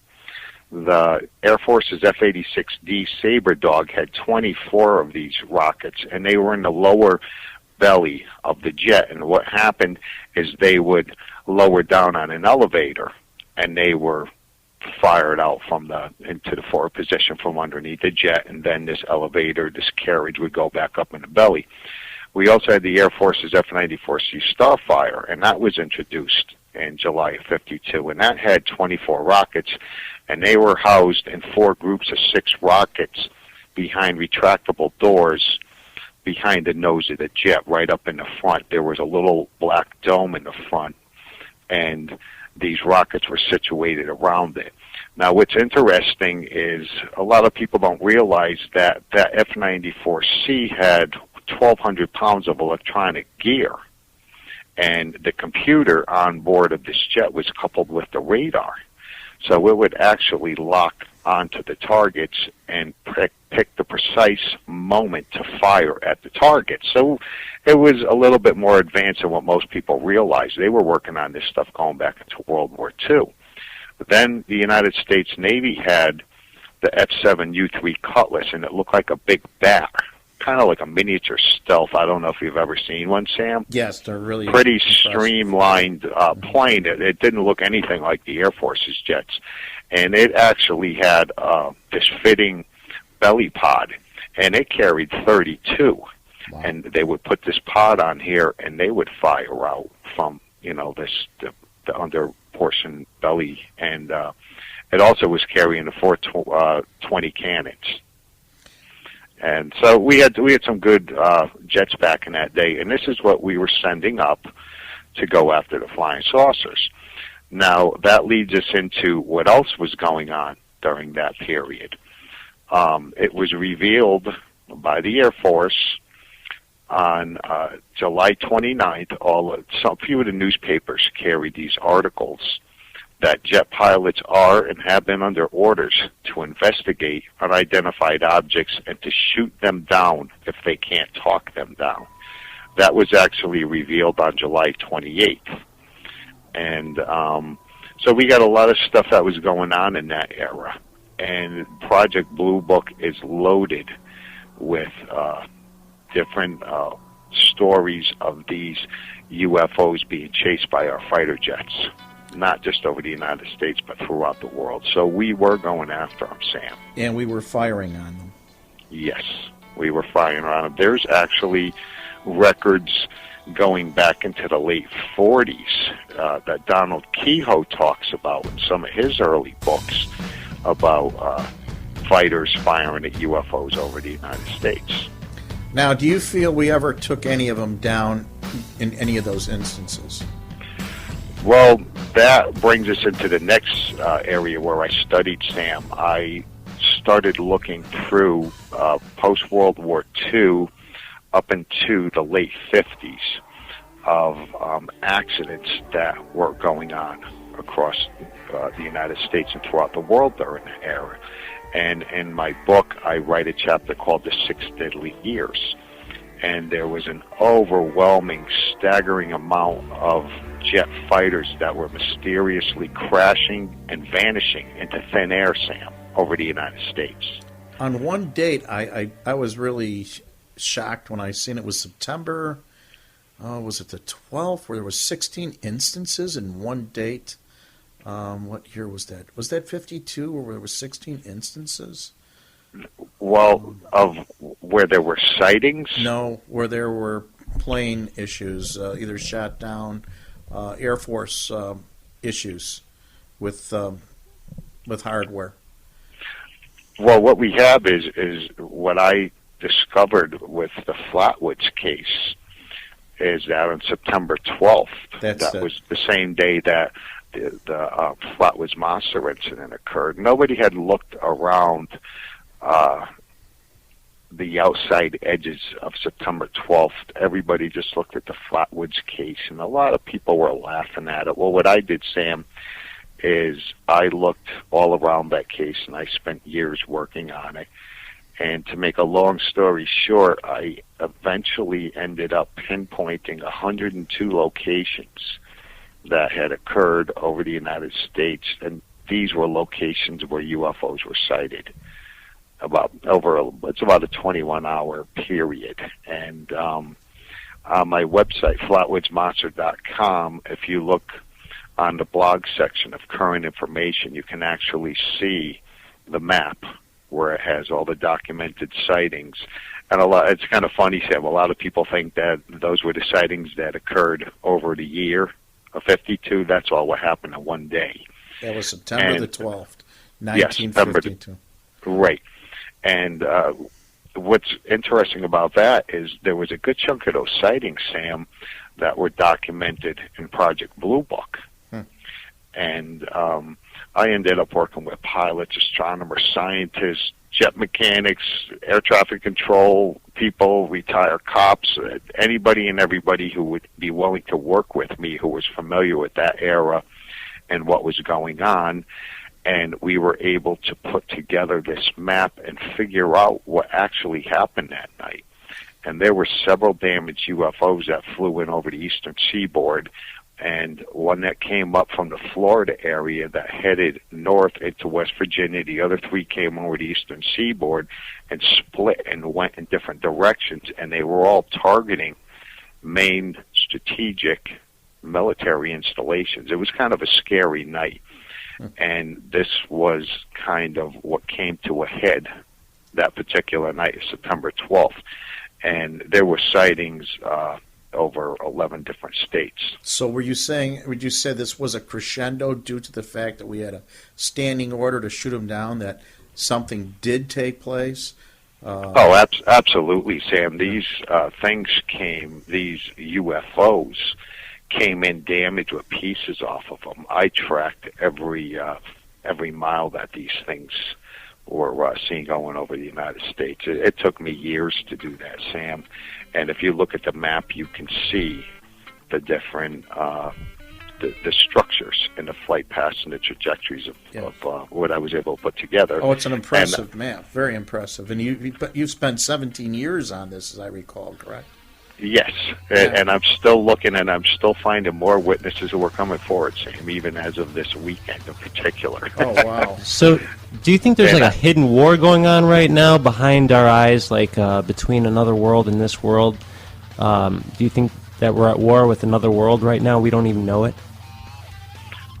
Well, right now, I'm not so sure about. I know back then we were. In 1952 we were. The sightings were overwhelming. And you know, it's funny, Sam, is what was reported to Project Blue Book is only a fraction of what was going on. There were sightings going on by the dozens every day all over the world. The majority of them were over the United States. And what's interesting is the majority of them were seen over military installations and nuclear facilities. Yeah, on that note, we know for a fact now that much of the very good cases that may be classified as a national security risk were diverted from Blue Book. And that could be a mountain of cases. We really don't know. The other thing with your research, on that day and during that period of time which you're building up to into your next bit of research, how many planes of ours went down during that period in 52? Very unusual circumstances. From what I went into the New York Times, Sam, okay? I researched with Stanton and we studied several cases. But the only disadvantage of this is manpower, because it takes approximately a year to go through 60 to 100 pages and try and decipher and pull out the lies and the crap of what is going on with these Air Force cover-up stories. What I did is I actually went through the New York Times, and the 6 deadly years that I discovered were between 51 and 56. And once again, this is only a fraction, Sam, of what was going on in that era. And I found out that there was 205 fighter aircraft accident incidents where aircraft were actually destroyed. And 188 of them were over America. Wow. Destroyed over the United States. And that's including 7 trainers. Okay, there was actually 181 non-trainer fighters destroyed over America. And all of these incidents, there was 200 fighter pilots and radar observers killed. And these deaths and accidents aren't mid-air collisions, Sam, between fighters and non-fighters. These are planes that went down under mysterious circumstances. And what I found interesting is out of these 205 accidents, 26 fighter planes vanished and 19 vanished over the United States. Amazing. Just vanished into thin air. We have guys who broke speed records traveling from New York to Los Angeles. You know, these are world-class fighter races and pilots who had fought in World War II and Korea, coming back stateside and taking off on a, quote, routine training mission and vanished into thin air within minutes after they disappeared. We have 19 such stories like that over the United States. And there were 35 American pilots that vanished. What is your that 6-year period? 42 Air Force, Marine, and Navy men worldwide in those few years. And how are they recorded as far as their deaths? Just vanished. Vanished. Yeah, vanished, disappeared. That's the end of it. No follow-up stories. They were just never reported on. And what's interesting, Sam, is the New York Times reported these stories at the beginning. You would see these big, gigantic headlines. As I started going on from the early 50s to the mid-60s to like 56, 57, these articles would not be big, gigantic headlines anymore. They would be 1 or 2 line little articles, and they would be stuck in the back of the ads of the New York Times with the bra and underwear ads and gimbals towards the end of the newspaper. They weren't big, gigantic headlines anymore. That's just messed up. We're going to take a quick break, and when we return, we're going to talk with Frank Fershino some more about his Flatwoods monster. You're listening to Beyond the Thresholds, Into Other Realms on ThresholdsRadio.com. All right, that was part 1 of episode 3. I thank you all for listening. Remember, support. Please subscribe and share and spread the word. I'm waiting to hear from you guys on what you guys are looking for. If you have any ideas, if you have any stories that you would like to tell, please list in the comments below. We will get back to you. And make sure to click on the link on our page here. Check out our website. You can always leave your comments there as well. I'd love to hear from you. If you have a story that is unexplained, I'm waiting. I'm waiting to hear from you. All right, I'm NK. Thank you for listening. Part 2 will be next week.